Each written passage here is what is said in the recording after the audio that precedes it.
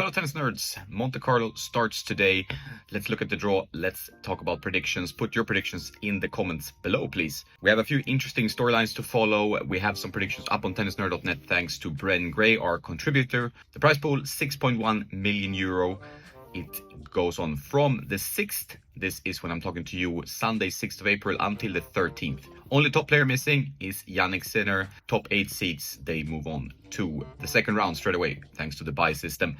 And if we look at quarter by quarter, I'll do a pretty quick one here with some racket commentary as well, because I know you love that stuff. Quarter 1, we have Zverev, Tsitsipas, Rune, and Musetti as the seeds. It's quite interesting to see how Zverev can do here. He has played really well in Monte Carlo in the past, but he has struggled in recent times. From a racket point of view, as you might know, he has switched to the Gravity Tour for more power, which has a thicker beam. Over the Pro, he's also been reducing his string tension.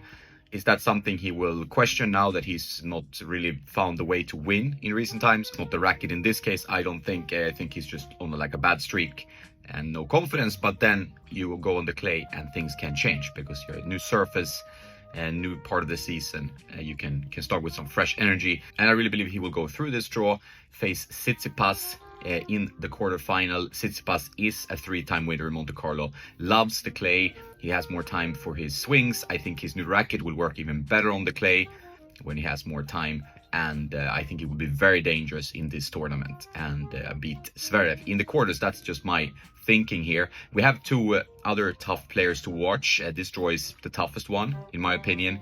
We have Holger Rune, who's been in better form recently, and Lorenzo Musetti, and the same thing there. These guys can beat anyone. They can win the tournament even.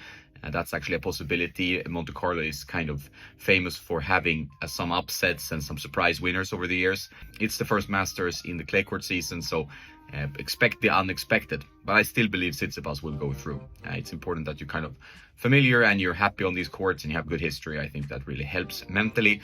First round match to watch, Holger Rune versus Nuno Borges from Portugal. That's a tough first round for him. Quarter 2, we have Novak Djokovic, Alex de Minaur, we have Daniil Medvedev and Grigor Dimitrov. And de Minaur and Medvedev, they're not really clay court lovers, so I don't see them going very far. Djokovic has not had the best history at this event. I mean, he's won every Masters, but this seems not to be his favorite. The switch to the red dirt, will it be good? Will it be bad? This will be interesting to see, but I don't really see anyone in this draw that can threaten him either, because it's a pretty straightforward draw, especially on clay. And you could have Grigor Dimitrov. It would be like the biggest threat in this one. But otherwise, I think Novak should go through here. Quarter 3, we have seeds Casper Ruud, Jack Draper, Ben Shelton, and Frances Tiafoe. Shelton does not strike me as a natural clay court player. Tiafoe is in the finals in Houston. Still, the Americans usually struggle a little bit on the European clay. Jack Draper, not a clay court player either. Big game, but yeah, the clay requires something a little bit different. Casper Ruud, you know, he loves the stuff, but been on and off in form and not like your steady prediction here. So very open quarter. Keen to hear from you guys what you think, but I believe actually Davidovich Fokina, who's been in the final in Monte Carlo and plays Shelton in the first round, that's a good first round match. I think he will go through here, which is a little bit of an upset prediction, but if you're gonna do these types of predictions, I think Monte Carlo is the best place to do it. Quarter 4, Carlos Alcaraz is here.